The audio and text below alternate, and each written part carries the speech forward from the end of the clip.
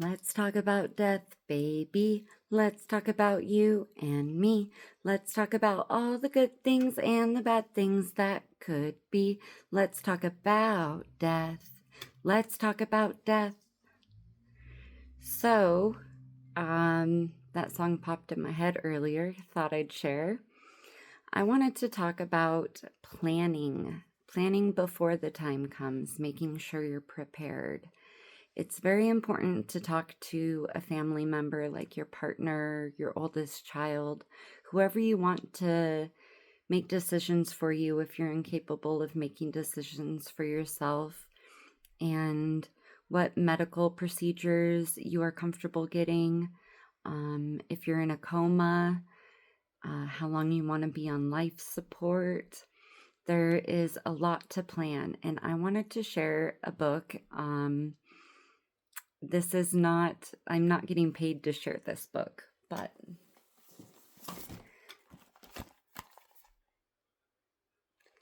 in this book, you can,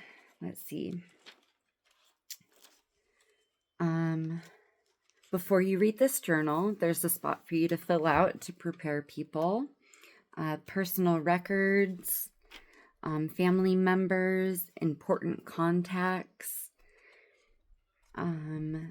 lots of important contacts, important documents and where they're kept, insurance information for car insurance, health insurance, other insurance, my will information, where the will is located, or the family trust, who the power of attorney is, advance directive, healthcare power of attorney, and other documents related to my will. There's financial information like bank accounts and credit cards, investment accounts, safe deposit boxes, current bills, and other financial information, properties, and there are spots for a lot of properties. So for those of you with lots of properties, even you can use this book. Vehicle information, there's end-of-life wishes, and a spot for you to write stuff, additional wishes and notes. I wrote my own obituary and eulogy. They don't have to use it if they don't want to, but I know it can be a lot of pressure to have to write that stuff when you're grieving. So I just thought I'd help them out. And wishes for spouse, significant other, wishes for children, wishes for relatives, friends, other wishes and requests, and then a spot for letters. So this book is really handy. I highly recommend it. Apologies if you have any, and recommendations for my funeral, which is super important, and my last words. That's where I wrote my eulogy. This book is an amazing resource. You can get it on Amazon. You can even get it on Temu. You can get it all sorts of places. So here it is again. And you can get a variety of them with different swear words or no swear words if you prefer. If you roll like that. There's also this book. They also have it for mom, dad, like all sorts of relatives. And it's like mom trivia, what your favorite drink is, stuff like that. Parents and grandparents. It asks questions on your childhood, your spirituality and religion, where you've traveled, top 10 movies, stuff like that. So if, absolutely, we hope not. But if you go sooner than later or unexpectedly, you have something to leave behind, a piece of you, so they can still feel close to you. There's also these I wanted to share. I'm still in the process of decorating, but I have one for each boy, and they're really thick. So I have printed out photos and glued and Mod Podged them in there. And I write them like memories I have of them, what I want them to know, my core values, stuff I want them to be able to have for the rest of their life. And when they miss me, they can read this and feel close to me. So I highly recommend doing something like that. It's an amazing gift. It's important to plan for the arrangements you want, whether or not you want a funeral, a memorial, or a celebration of life, which is my absolute favorite, because it's okay to be sad and laugh at the good times. And what I love about a celebration of life is you often wear bright colors, and it's about keeping the memory of them alive, and everybody shares memories, and it's just a really beautiful experience. There's laughter in the tears, so it's very cathartic.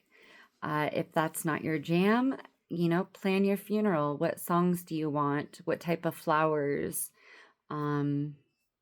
Just anything that's important to you. Whether or not you want to be cremated or buried. I would like to be buried under a tree with no embalming. I'd like to be given back to the earth. That's super important to me.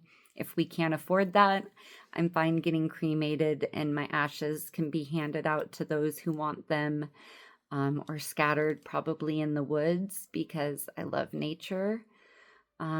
So no matter how young you are, it is important to think of this stuff, because accidents do happen, and you need to tell somebody if you get in an accident and you're unresponsive, what medical procedures you're okay having, just anything that's important to you. I understand nobody wants to think about this stuff, but it is really toxic to avoid it, because the reality is it's going to happen to all of us. We just usually, oh, there's my cat, don't know when, where, or how, but we know it will happen, and avoiding it does absolutely no good, but puts your family in a really tough place. I'm going to share something personal. So my mom had a double brain aneurysm, and it's on both sides of her spinal cord. And it was up to me to make her medical decisions. I decided to I agreed to have them put a shunt in there. They rushed me to make the decision. I asked if it could be removed. I didn't understand the severity of it being removed. And my mom hates it. It causes her a lot of pain and discomfort. And she says that she's happy to still be here for us, but I also know that it's making her miserable. And so having to be the person to make these decisions, I really wish that she could have told me no medical devices before the time came. And the guilt that I feel actually over it, I'm working through it. I'm so grateful she's still here, and she wasn't doing well before we put it in, and I know it saved her life, but her quality of life is not good. She's really weak, and she's in bed, and she has to depend on everyone to take care of her. She is capable of going to the bathroom, but that's pretty much all she can handle. And the rest is her business. I can't share. But yeah, so talk to your family, talk to your children. I've told them that I don't want one if it should happen to me. I will take a pacemaker, but the shunt is like bionic. They can change the flow and stuff remotely, and that really weirds her out. Um, so from personal experience, talk to your family.